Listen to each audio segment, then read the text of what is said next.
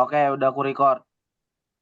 Halo semuanya, perkenalkan nama saya Muhammad Hafiz Nasrullah dari kelompok Balas Dendam dengan NRP 5019241165. Mungkin bisa perkenalan terlebih dulu yang lainnya. Oke, kenalin, namaku Akmal Nugraha, biasanya dipanggil Akmal, NRP 5019241025. Kenalkan, nama saya Retno Diraksa, biasa dipanggil Reno, dengan NRP 5019241156. Perkenalkan, saya Ibnu Mukhairon dengan NRP 5019241062. Saya Aryadi Fareihan, NRP 5019241166. Oke, mungkin itu perkenalan dari kelompok kami. Dan sekarang kita akan membahas mengenai dari yang awal kita bahas adalah mesin FIDA atau Fluid Machinery. Fluid Machine Definisi dari mesin fluida ini juga adalah mesin yang bekerja dengan memanfaatkan energi fluida atau memberi energi pada fluida. Dan juga eh, bila mesin bila mesin memberi energi ke fluida ini bisa disebut energi absorbing absorbing machines, dan juga memiliki contoh yaitu pompa, kompresor, blower, dan fan. Juga bila mesin mesin ini menerima energi dari fluida ini disebut sebagai energi producing mesin atau yang memproduksi mesin itu sendiri. Dan ada beberapa contohnya, itu ada turbin air, turbin gas, turbin uap. Nah, mesin fluida ini juga memiliki tujuan-tujuan sebagai tersendirinya. Pertama itu ada mengalirkan fluida dari satu tempat ke tempat lain, menaikkan tekanan fluida agar bisa mencapai sistem atau ketinggian tertentu, bisa mengubah energi fluida ini menjadi energi mekanik pada turbin untuk memutar generator. Fluida ini juga bisa untuk menyalakan generator ini juga bisa, dan juga untuk mengefisiensi energi, yaitu untuk memastikan energi fluida ini bekerja secara optimal untuk kesemuanya. Dan juga mesin fluida ini juga apa namanya juga bakal dibutuhkan dalam kehidupan sehari-hari kita sendiri. Nah, contoh untuk dalam kehidupan sehari-hari kita itu sendiri ada pompa air rumah tangga. Kan itu bisa pompa air itu sendiri kan, contoh ada yang pompa dari air sumur terus dipindahin ke tandon pipa, terus didaur ulang menjadi air minum kan juga bisa. Terus juga ada kompresor AC atau kulkas. Itu juga meningkatkan lah tekanan refrigeran dari kompresor AC atau kulkas itu tersebut. Dan juga ada turbin air di PLTA. Nah, nah fluida ini juga bisa berubah untuk menjadi energi-energi potensial air. Potensial air ini menjadi energi-energi yang bisa menghidupkan listrik atau membangkitkan listrik. Seperti mirip seperti generator, mungkin ini memakai turbin air.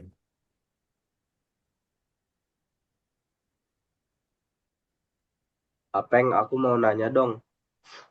Ya, Berarti kan tadi kamu sebut tuh soal turbin dan generator nih. Berarti kayak pembangkit listrik tenaga air itu juga bagian dari mesin fluida ya.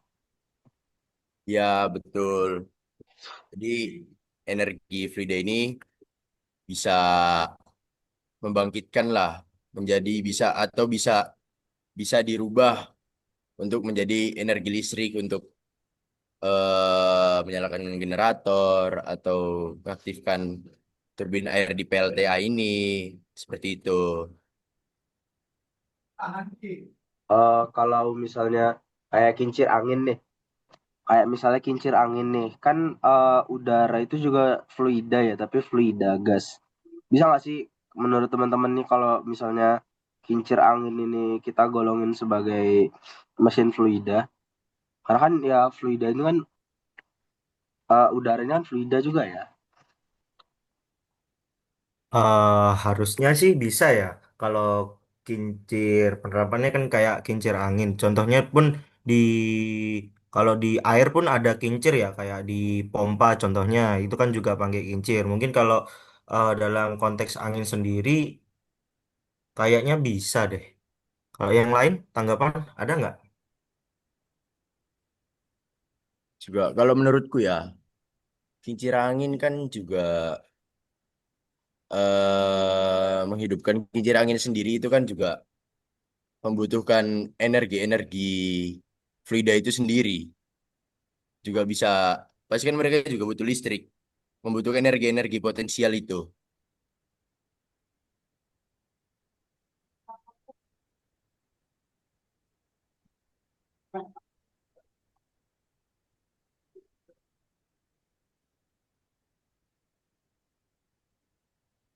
Oke, kalau kincir angin selain kincir angin apa ya angin? Hmm. Mungkin kalau aku punya contoh itu apa ya? Dari motor kan itu ada mesin, juga pasti kan di dalam mesin itu ada cairan-cairan fluida lah yang bisa untuk menghidup agar mesin itu bergerak atau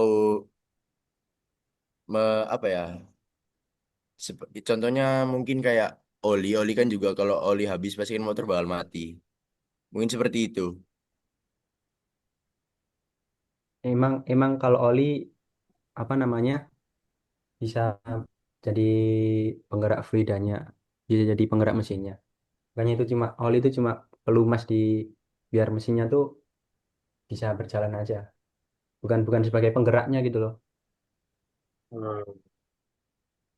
Kalau aku ada di antara keduanya sih ya, karena kan eh, di mesin itu tuh oli itu nggak bisa ngalir dengan sendirinya ya. Tentu ada sistem pelumasan yang perlu eh, istilahnya tuh ngebuat olinya itu ngalir sampai ke bagian-bagian mesin yang bergerak. Cuma kan kalau dari segi mesin itu balik lagi ke mesinnya, dia pakai sistem yang memompa pelumasan, atau kayak kalau di motor-motor yang ada di jalanan kan dia nggak pakai pompa oli ya, karena kan sistemnya nggak serumit mesin-mesin yang besar. Jadi aku ada di antara keduanya sih. Jadi bisa dibilang iya dan enggak, karena ada yang pakai pompa oli, ada yang enggak. Oh iya, ngomongin pompa nih. eh Sebenarnya di dalam dunia fluid machinery ini ada beberapa jenis pompa nih. Eh aku bagiin layar ya ke kalian supaya kita bisa sama-sama lihat apa aja jenis pompa yang ada. Nah, salah satu jenis pompa itu ada pompa piston.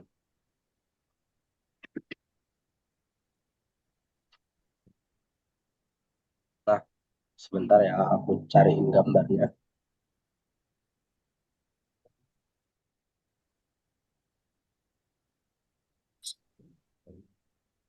Nih, jadi di pompa piston ini kurang lebih itu mekanismenya jadi kayak gini. Nah, ini kan ada piston nih. Piston ini digerakin sama motor, entah itu pakai engine, pakai combustion engine, diesel ataupun fuel engine biasa, atau dia pakai electric motor. Pokoknya intinya eh, pompa yang eh, menggunakan sistem piston ini digerakin sama motor. Nah, dari motornya ini bakalan narik si piston atau narik si pistonnya ini ke belakang. Nah, dari sini kan nanti ruang yang ada di sini bakal ekspansi. Nah, setelah ruang yang ada di sini ini ekspansi, katup yang ada di bawah ini bakal kebuka.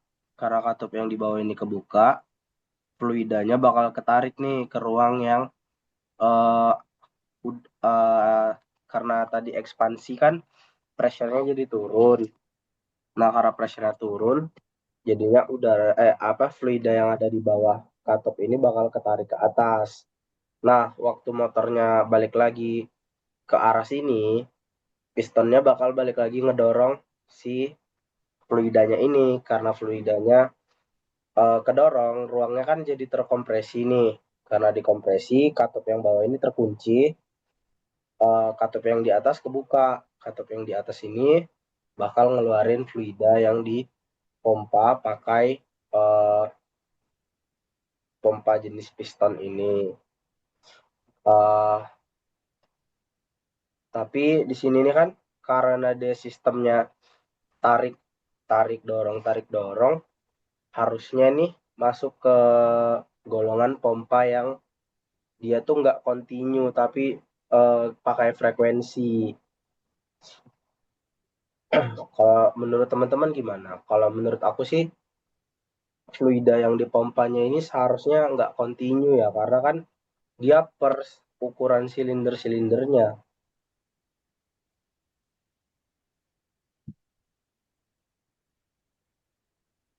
Eh, Kalau kamu ngomong nggak continue itu dalam hal karena emang satu bagian aja atau gimana ya? Bisa Sebenarnya dijelasin. kalau kalau kontinunya sih biasanya kan pompa yang kayak gini ya tetap ngalir terus. Cuma kan sebenarnya kalau kita kita lihat dalam perlambatan waktu harusnya kan keluarnya kayak per frekuennya gitu nggak sih? Per frekuensinya gitu. Oh, oke oke oke. Nah, selain pompa jenis piston ini eh zaman dulu tuh banyak dipakai untuk naikin air dari sumur air gitu. Hmm. Nah, kayak gimana ya? Pompa sumur jungkit apa sih ya namanya? Nah, kayak gini.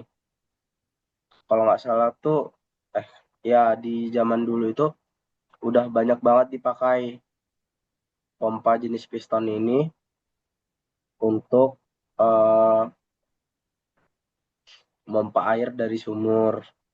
Nah, selain pompa jenis piston, ada juga namanya pompa sentrifugal. Nah, pompa sentrifugal ini dia itu kurang lebih ya kita semua kan udah tahu ya tentang gaya sentrifugal. Itu gaya yang menjauhi menjauhi titik pusat. Nah, jadi pompa sentrifugal ini sistemnya itu kan di sini nih ada impeller nih. Nah, impeller ini bakalan muter. Nah, karena impellernya muter, dia bakalan ngasilin suction gitu, ngasilin daya hisap. Karena kan di sini ada impeller, bilah-bilahnya ini bakal ngedorong udara ke luar dari titik pusat. Sesuai namanya kan gaya sentrifugal itu gaya yang mendorong keluar dari titik pusatnya. Setelah keluar dari titik pusat, nanti ini bakal ngikutin panah-panah ini sampai ke outletnya. Jadi inletnya itu ada di pusat putaran di porosnya, nanti outletnya bakalan ngejauh dari titik pusat. Jadi pompa jenis sentrifugal ini kurang lebih itu Ber- selalu ngasilin sumbu 90 derajat ketika dia ini inlet sama outletnya. Berarti ngisap udara gitu taman. Mal. Iya, dia ngisap udara. Nah, temen Kalau mau nanya pas masukan sama keluarnya di mana? Pas masuk udara sama keluarnya di mana? Nah, kalau masuk udaranya itu dia tuh dari porosnya ini, dari titik tengahnya ini kan ada di titik tengah impeller ini. Iya, Nah, iya. setelah dia masuk dari impeller ini kan ada namanya gaya sentrifugal ya. Dia gayanya bakal ngejauhin titik pusat. Jadi air yang kesedot ini bakalan kecampak ke dinding-dinding yang ada di luar ini, kelempar. Iya, iya. Nah, setelah dia kelempar tuh kan tekanannya makin tinggi, akhirnya dia naik ke pipa ngelengkung ini sampai dia ke outletnya. Kalau masuknya dari atas ke tengah gitu bisa nggak? Atau emang bener-bener paten dari tengah ke atas gitu, Mal?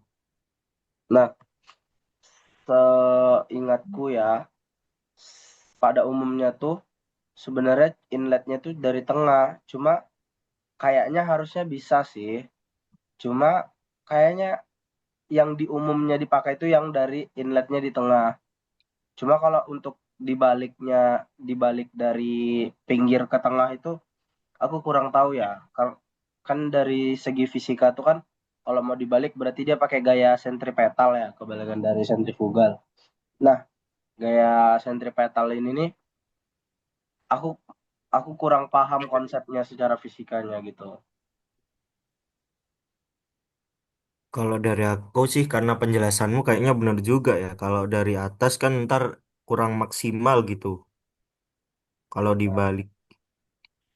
Kayaknya iya sih gitu. Selain ini pompa apa lagi, Mal?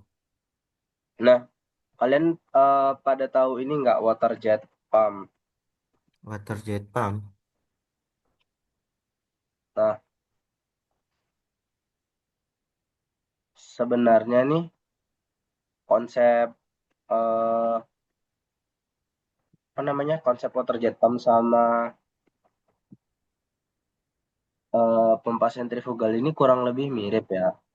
Nih, kayak gini. Nah, sama-sama pakai impeller dan sama-sama bakal ditembakin dengan arah 90 derajat. Cuma kemarin ini sempat disinggung sama Bu Fadila waktu lagi fisika fluida. Kalau di water jet ini nih, dia tuh bakal ada air yang dijebak di sini karena dia tuh nggak bisa nyedot fluida yang berbeda gitu loh. Kayak dia nih kalau nyala tapi pipa yang di sini nih belum ada airnya, jadinya dia tuh nggak bakalan narik. Mesinnya tuh cuma keluar angin doang. Jadi kita harus masukin air dulu ke sini. Nanti kalau di sini udah keisi air, baru dia bisa memompa airnya ke atas.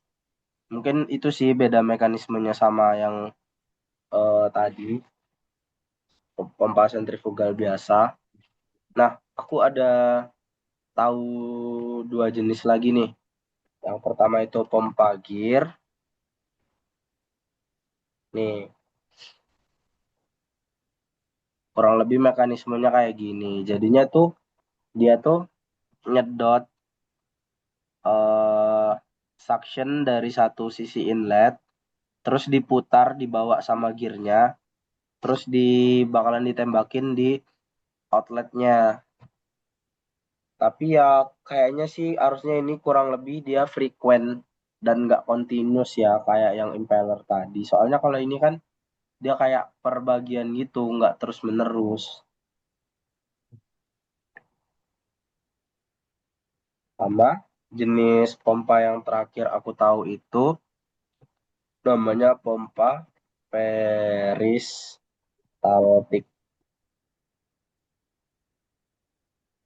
eh Apa ya nama umumnya, diafragma deh.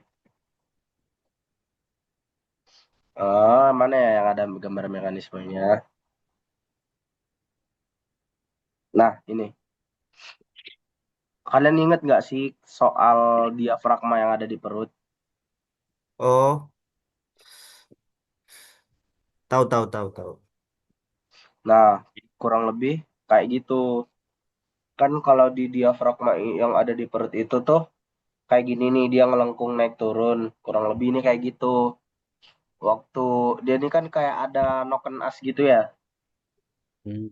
Nah, di sini nih dia bakalan ada pernya gitu. Ketika dia kayak gini, ekspansi. Nah, ketika dia ekspansi, air dari bawahnya bakalan naik ke atas. Nah, pas airnya naik ke atas, baru nanti katup yang bawah bakalan ketutup. Pas katup yang bawah ketutup, dia bakalan kompresi lagi nih pakai enakan asnya nih. Set, kedorong, baru nanti katup yang atasnya kebuka bakalan naik. Kurang lebih kayak gitu sih.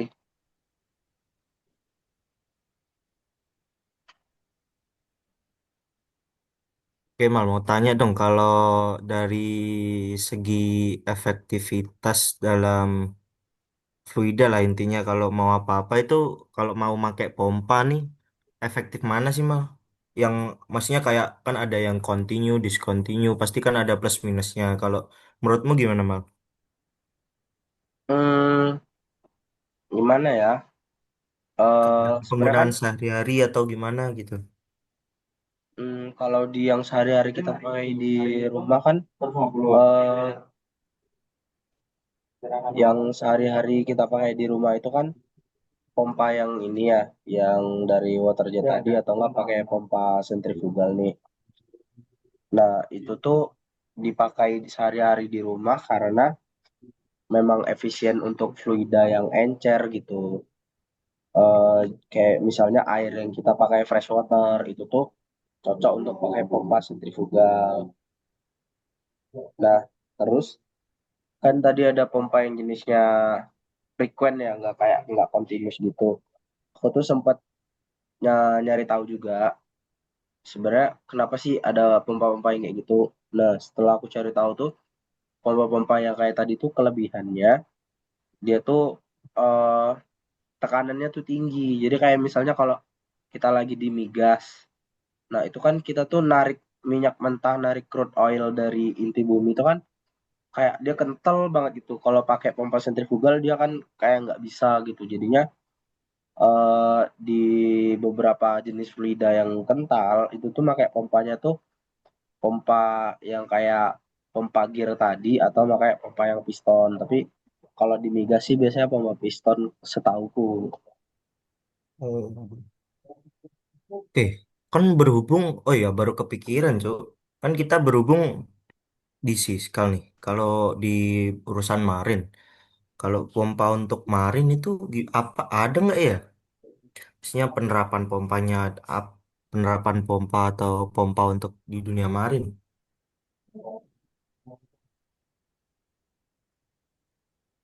Banyak sih sebenarnya kalau di dunia marin. Karena kan memang eh, karena di marin ini kan laut ya. Jadi banyak banget berhubungan sama fluida. Jadi kita tuh milih lagi tergantung kita tuh memakai pompa ini untuk fluida apa. Misalnya kayak kita kalau di dunia marinnya kayak misalnya buat pompa air gitu kan. Itu kan dia nggak terlalu berat ya. Jadinya bisa dibilang densitasnya tuh nggak terlalu berat gitu. Jadi nggak terlalu perlu lah gitu. Viskositasnya juga nggak terlalu kental. Jadi pompa yang biasa aja bisa. Sementara kalau pompa-pompa apa namanya? Kalau pompa untuk di migas kan viskositasnya kental ya, jadi perlu yang beda.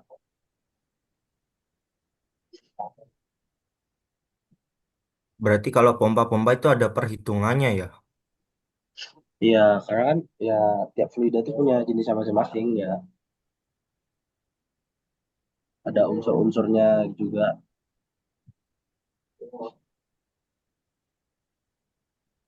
Oke. Apa sih? Tadi kan ini kan udah membahas tentang ada pompa apa aja sih yang digunain itu. Ada ada pompa gear, ada pompa sentrafugal, ada Hendrik, ada pompa yang lainnya juga. Tapi di pompa atau fluid machinery ini juga mengandung yang namanya tuh intensif dan ekstensif properties ini sendiri. Nah, intensif properties ini atau sifat intensif pada fluida ini sendiri didefinisikan untuk yang intensif ini itu besaran fisik yang tidak bergantung pada jumlah massa fluida. Jadi yang intensif ini dia tuh tidak bergantung pada masa masa fluidanya tuh berapa, bobotnya tuh berapa. Tapi intensif properties ini dia lebih ke hanya pengondisian lah, pengondisiannya, kondisi fluidanya tuh seperti apa sih. Nah, juga ada contoh-contohnya nih, ya seperti tekanan dalam fluida itu sendiri, temperaturnya, densitas, viskositas, kecepatan aliran. Mungkin kan dalam fluida ini sendiri tekanan itu eh tekanan tekanan juga pasti berbeda-beda. Ada yang tekanannya itu besar, ada yang tekanannya itu kecil, dan juga tekanannya di setengah-setengah, ada yang tekanannya itu normal. Nah, juga dari temperatur itu sendiri kan, temperatur dari fluida ini kan beda-beda. Dan juga kecepatan kecepatan aliran dari fluida ini sendiri pasti juga berbeda. Pasti fluida itu sendiri bakal eh akan berbeda-beda lah menurutku ya. Dan juga tujuannya dari intensif ini juga dia tuh menentukan menentukan kondisi lokal di suatu menentukan kondisi lokal fluida fluida itu sendiri di suatu titik. Dan juga ada intensive properties ini digunakan dalam kontrol dan untuk memonitoring sistem atau sensor tekanan, sensor suhu. Dia itu memonitoring itu dan juga untuk mengontrol itu. Dan juga eh ini bisa menjadi dasar untuk menghitung energi spesifik. Misalnya entalpi spesifik, energi kinetik per masanya itu bisa. Dan juga selain dari intensif properties ini, ada intensif properties loh atau sifat ekstensif. Nah, mungkin perbedaannya itu sendiri, besaran fisik yang ditangguh oleh extensive properties ini, dia tuh bergantung pada jumlah massa atau volume fluidanya. Dia tuh, jadi tuh kebalikannya dari intensif ini sendiri. Kalau ekstensif ini sendiri, dia tuh bergantung pada jumlah massanya, atau volume fluidanya, dia tuh bergantung itu. Gak contohnya tuh seperti kayak massa total dari fluida itu sendiri berapa sih? Kalau juga volume totalnya itu berapa, energi yang diberikan untuk fluida itu sendiri berapa, momentumnya, momentum totalnya, juga debit debit aliran massa atau volume yang diberikan fluida dari fluida sifat ekstensif ini juga bakal berbeda, atau volumenya atau alirannya itu bakal ya beda-beda. Juga ada tujuan dari ekstensif ini, yaitu untuk menentukan kapasitas sistem. Menentukan kapasitas sistem itu eh kapasitas sistem kapasitasnya mereka tuh ada berapa sih di tempat pelida lokal yang di sini. Dan jika ada yang ini pasti juga bakal berpindah. Juga berapa fluida yang dipindahkan. Untuk kapasitas sistem juga berupa fluida yang dipindahkan. Dan juga tujuannya itu membuat neraca energi pada sistem fluida. Nah, itu ada menghitung kinerja mesin fluida, beberapa energi total yang ditransfer kepada mesin mesin fluida tersebut. Mungkin ada tabel perbandingannya juga. Intensif dan ekstensif properties ini. Ini dari definisi itu gak bergantung pada jumlah massa untuk yang intensif. Mungkin yang ekstensif ini bergantung pada jumlah massa fluida. Mungkin eh neraca yang dibagi massa ini juga untuk yang intensif ini itu tidak berubah. Tapi untuk ekstensif ini sendiri, dia itu menjadi sifat intensif. Contoh energi yang spesifik. Mungkin seperti itu untuk yang intensif dan ekstensif properties ini. Ini ada yang mau ditanyakan? Aku mau nanya dong, aku mau nanya. Ya, Kan tadi boleh. kamu ada bilang beberapa intensif dan ekstensif tuh ya. Kayak misalnya yang intensif nih yang berpengaruh dari intensif ini kan yang berpengaruh sama fluidanya kan. Berarti kalau misalnya kayak aku tadi tuh ngomongin pompa, eh berarti pompa yang aku pakai untuk mompa fluida misalnya ya, aku mau mompa grease nih misalnya mau mompa pelumas gitu kan. Kan dia tuh kayak kental banget gitu kan.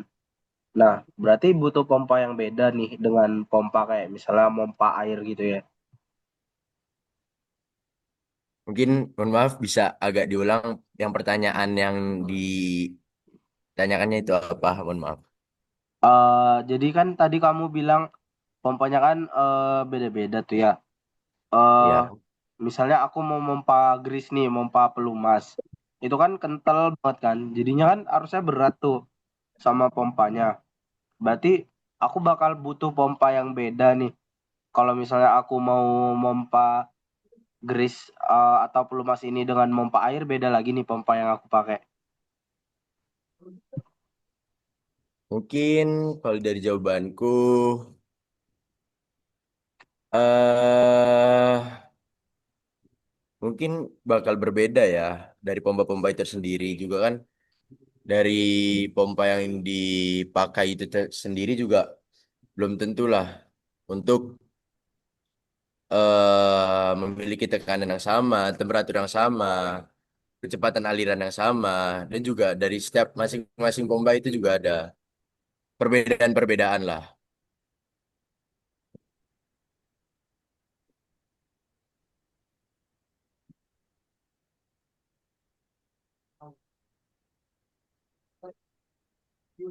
Mau nambahin juga terkait tadi.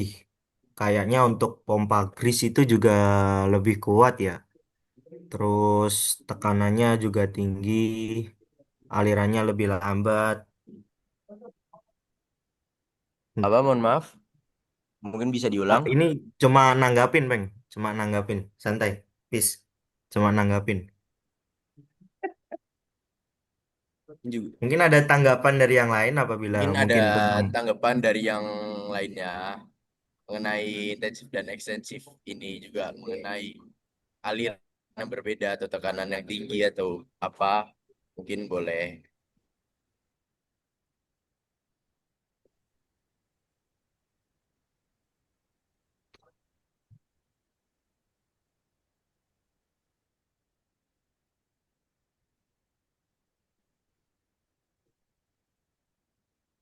Hmm, Aku baru kepikiran nih. Dari kedua tadi, kayaknya aku juga baru inget kalau jenisnya itu dari yang lain ada dua. Ada dua jenis lain lah, ingatku. Yaitu kinematik dan juga physical quantities jenis kinematik dan juga jenis ini ya, jenis dinamik kalau nggak salah. Nah, keduanya kan itu juga berbeda seingatku.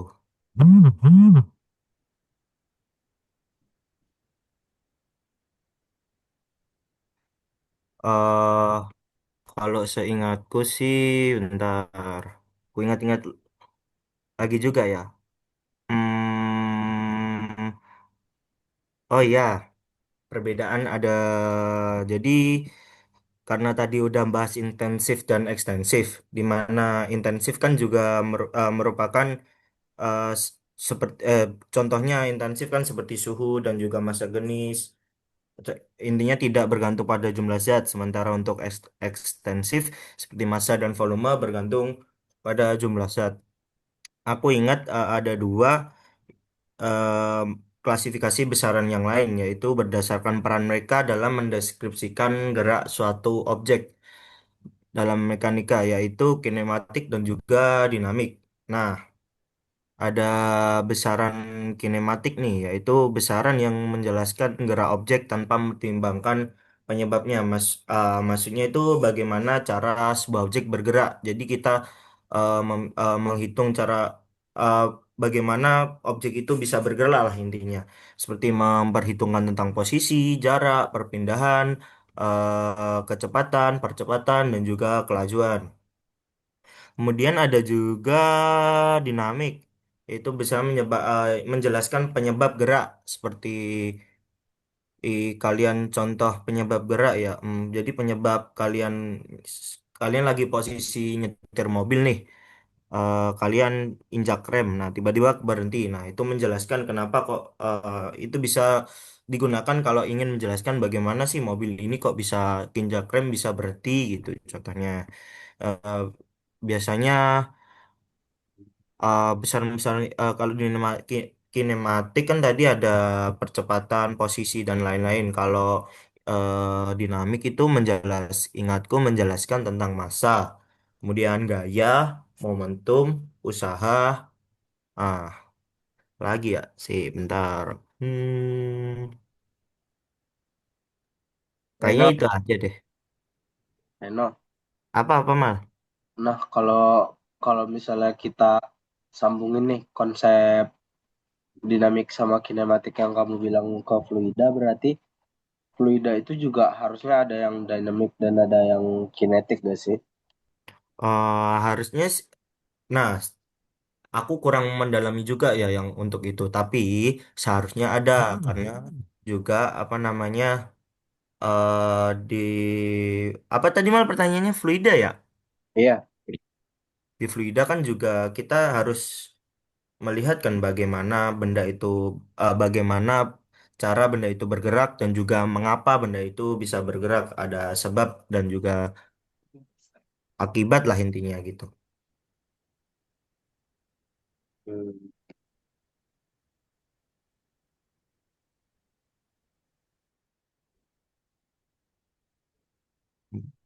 Kalau mungkin aku jelasin ya penerapannya kayak gimana ngitung kinematik. Contoh kita ada atlet lari gitu kan, kita berarti atlet lari pace berapa gitu.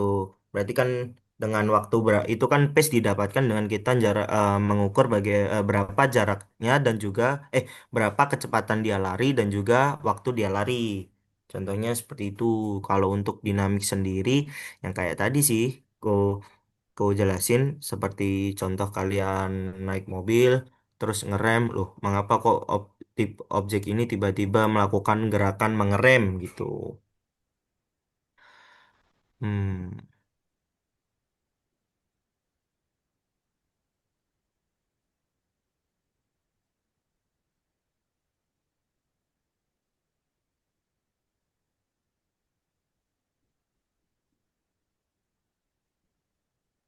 Nih dari tadi kan kita kayak bahas-bahas fluida sama ngebahas pompa nih. Kita sendiri nih kan anak-anak fiskal ya. Fiskal ini kan harusnya kan banyak banget ngurusin sistem ya di dunia perkapalan ini. nah, betul Eh, betul. yang harusnya ada nggak sih kaitannya relate-nya tuh sama dunia Nah, perkapalan? iya, sebentar, sebentar Bang. Ini tadi banyak banget ya yang nanya yang memang tentang pompa di bidang khusus bidang kapal ya perkapalan. Nah, jadi di kapal tuh ada yang namanya pompa bahan bakar atau fuel pump yang biasanya digunakan untuk memompa bahan bakar dari tangki untuk yang nyimpan yang penyimpanannya ke mesin kapal dengan aliran dan tekanan yang stabil untuk biasanya untuk menjaga pembakaran mesin biar berjalan dengan optimal gitu loh. Nah, terus selain itu juga ada pompa air tawar atau fresh water pump. Nah, pompa ini biasanya digunakan untuk menyalurkan air bersih untuk berbagai kebutuhan di kapal seperti masak, mandi, dan sistem pendingin. Untuk cara kerjanya sendiri, yaitu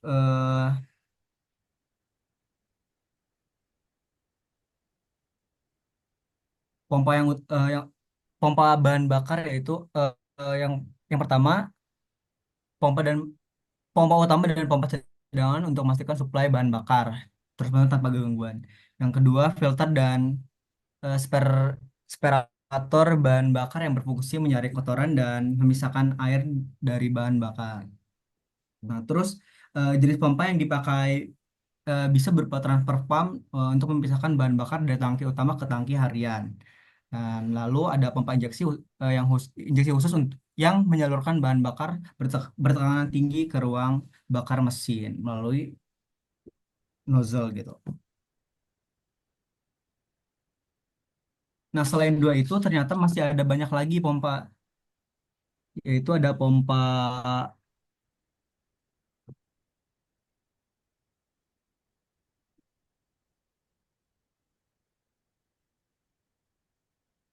Oh ya, ini aku sempat tadi yang apa disebutin sama Akmal ya, apa pompa yang sentrifugal. Ternyata di kapal ini juga ada apa memakai pompa sentrifugal. Namanya ini eh, pompa balas. Jadi dia itu fungsinya untuk memompa air laut ke dalam atau keluar dari tangki balas kapalnya ini.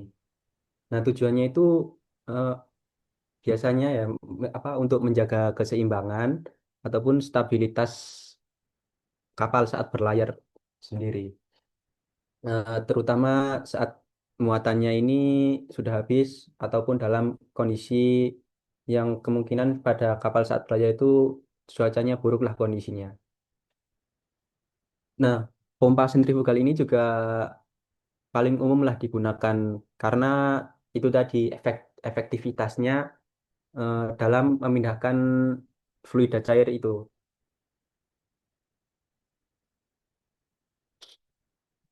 Nah, cara cara kerjanya sendiri dalam pompa balas ini ataupun pompa sentrifugal,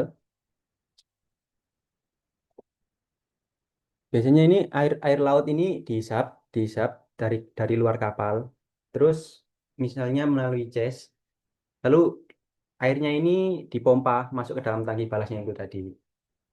Nah, proses kebalikannya, air laut dipompa keluar, lalu pompa masuk ke dalam tangki balas. Terus yang ada lagi ini apa? Pompa buat buat apa namanya? Cargo oil. Jadi eh, fungsinya ini juga mm, apa? Memuat atau membongkar minyak-minyak yang mentah ataupun produk minyak dari laut ke darat lah. Nah, ini juga membutuhkan ribuan hingga ratusan ton. Tadinya volumenya itu sangat besar.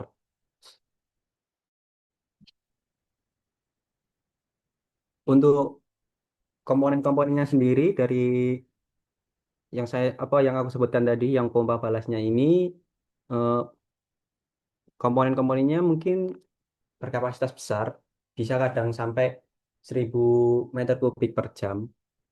Dan juga ada crossover lines, yaitu fungsinya menghubungkan antar tangki untuk fleksibilitas.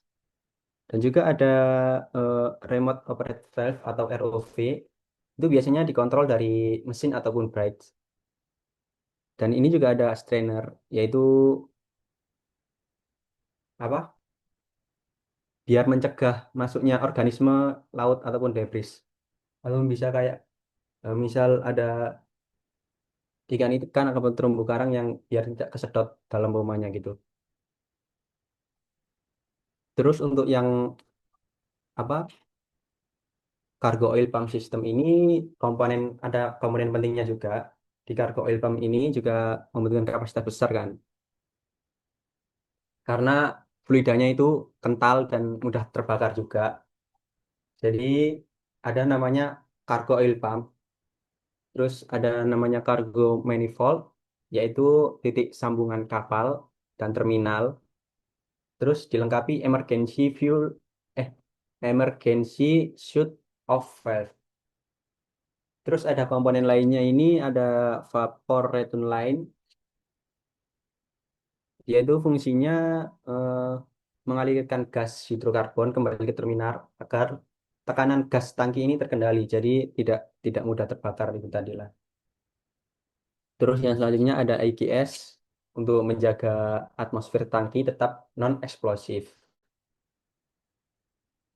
Dan untuk yang ini komponen penting lainnya yang paling penting lah itu ada stripping pump atau eduktor, yaitu untuk mengosongkan sisa-sisa muatannya tadi, untuk membersihkan fluida-fluida kental dari oilnya tadi.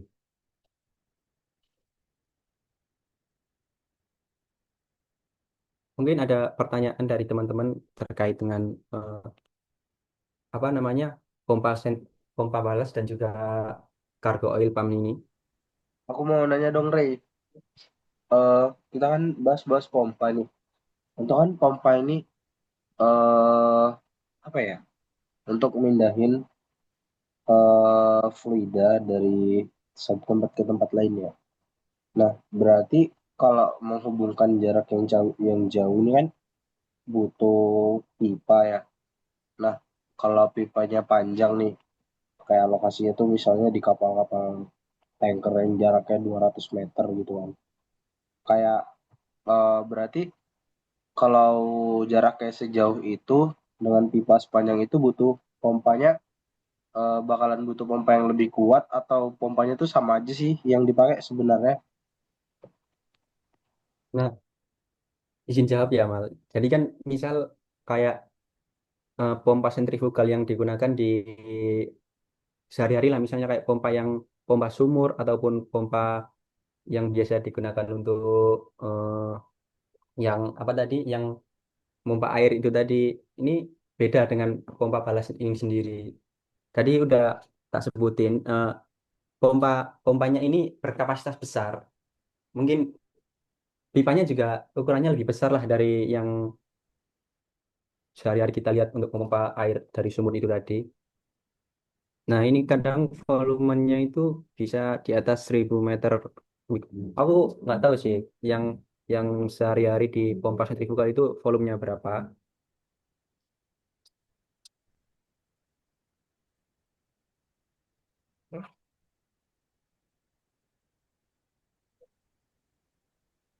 Berarti kalau di kapal itu pompa banyak banget ya untuk kebutuhan kebutuhan tadi.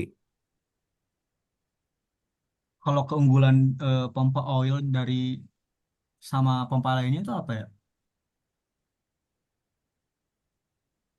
Mungkin sepengetahuanku ya, kalau pompa oil ini eh, daya daya sedotnya itu lebih besar karena dia tuh apa memompa fluida yang cukup kental lah istilahnya, kan oil kan berbeda apa dari air-air lainnya gitu.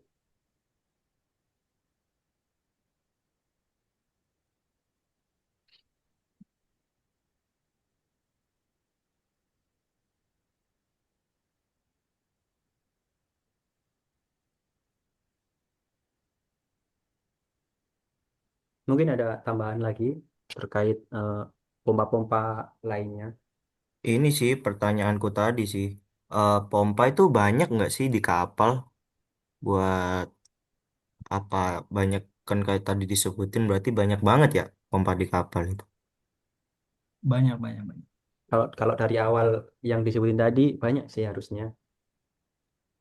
Iya kan karena ada banyak banget jenis fluida ini, ada yang fresh water, ada untuk pompa seawater di putar balas. Terus kalau kan udah pernah denger sewage belum? Apa itu? Sewage ini air kotor. Jadi di kapal itu kan kita ada mandi, buang air dan sebagainya itu kan kalau langsung dibuang ke laut kan mencemari ya. Jadinya ada peraturan kalau sewage ini harus ditampung di tangkinya sendiri lalu dikumpulkan. Itu kan kita perlu pompa untuk ngumpulin ke tangki sewage ini. Hmm. Oh, berarti air laut juga digunain ya di kapal. Kalau itu Iya, biasanya pakai pompa apa ya? Mal. iya dia kayak yang Pompa. dijelasin Mare tadi, air laut ini kan dipakainya untuk sehari-harinya itu tuh untuk balas tank. Jadi yang utamanya itu misalnya kayak kapalnya kurang seimbang atau kurang stabil dipakein balas tank buat nyimbangin stabilitasnya atau juga eh apa namanya pendinginan mesin. Nah, kayak engine ini kan ada fresh waternya nih. Nanti fresh water ini ngalirin air panasnya ke radiator, nanti radiatornya ini didinginin pakai seawater. Hmm, berarti bener ya pompa-pompa di kapal banyak biar fluidanya atau air-airnya nggak kecampur-campur ya. Pun juga tadi, oh banyak banget.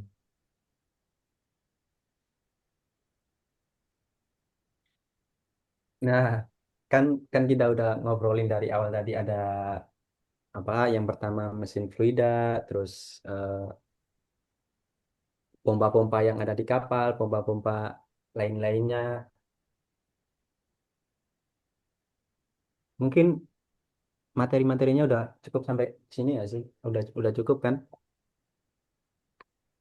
Sejauh ini kayaknya udah lumayan nambah insightku sih tentang pompa dan juga fluid dynamics sama fluid kinetics. Mungkin juga aku mau nambahin ya. Simpulannya berarti kan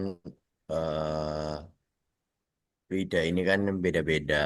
Juga ada yang bersifat intensif, ada yang bersifat ekstensif itu juga mungkin beda dari masa jenisnya atau tekanan alirannya juga temperaturnya. Semuanya juga itu kan bakal beda-beda kan. Dan juga pasti kan fluida ini juga membutuhkan pompa lah untuk menopang fluida-fluida ini. Nah, juga dari pompa-pompa ini kan pasti bakal beda-beda. Pompa-pompa ada yang mungkin yang tekanannya segini, ada yang mungkin tekanannya rendah, di tekanannya tinggi banget. Juga kan fluida itu belum tentu bisa nyanggupi dari pompa itu sendiri. Mungkin gitu. Nah, kebalikan dari yang dibilang apa yang tadi juga pompa juga sama seperti fluidanya. Jadi kita tuh harus berhati-hati dalam memilih pompa. Balik lagi ke kondisi fluidanya, balik lagi kayak yang dijelasin sama Ateng. Kita harus perhatiin sifat-sifat yang intensif dari si fluidanya, yang mempengaruhi si fluidanya. Karena apabila kita nggak tepat dalam memilih pompa, itu tuh pompanya nggak bakalan ngalirin fluida yang kita mau. Jadi cairannya nggak bakalan ngalir.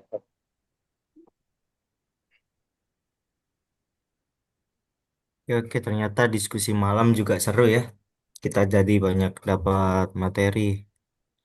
Kayaknya mungkin dari aku karena juga udah mungkin kalau dari ilmunya ke depannya mungkin aku juga bakal tanya-tanya lagi. Mungkin dari aku cukup. Kalau yang lain ada yang mau didiskusikan lagi? Kalau aku cukup sih. Mungkin juga aku mau bilang bentar. Fluida ini bakal kepake di keseharian kita semua. Maupun itu di kita melakukan apa di atau kita lagi bawa apa pasti bakal kepake untuk semuanya. Mungkin dari semua yang udah dijelasin teman-teman semua dari awal sampai akhir tadi tentang fluida ataupun tentang eh, apa pompa-pompa, mungkin dapat dapat dicukupkan lah ya untuk diskusi malam ini. Kalau dari teman-teman udah cukup belum?